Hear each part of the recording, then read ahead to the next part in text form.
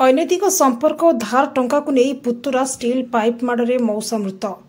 कामाख्यानगर उपखंड भुवन में घटी अघटन। आक्रमण समय दृश्य सीसीटीवी कैद होईछि।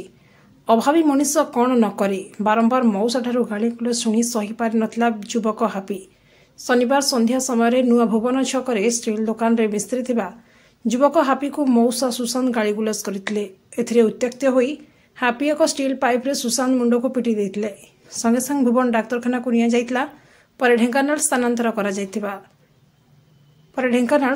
करा जाइतला। शनिवार सकाळ मृत्यु होईछि। मृतक हेले भुवन वार्ड नंबर 3 बाबाजी सेठी सान पुओ सुशांत सेठी।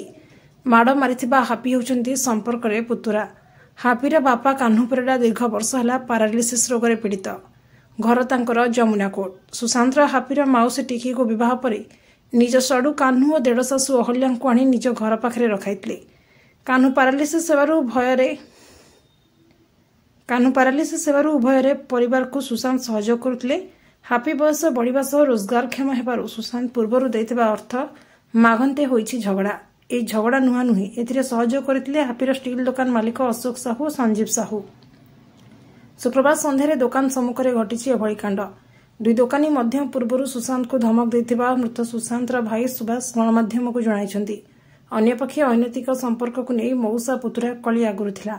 मद्यपान करी दुकान सामने सुशांत गालीगुलज करिबारु हापी घोड़ाइबा पई पिटिथिले। हेले अजागारे बाजिबारु मृत होईछि बोली असमर्थ सूत्ररु जଣା पड़िछि।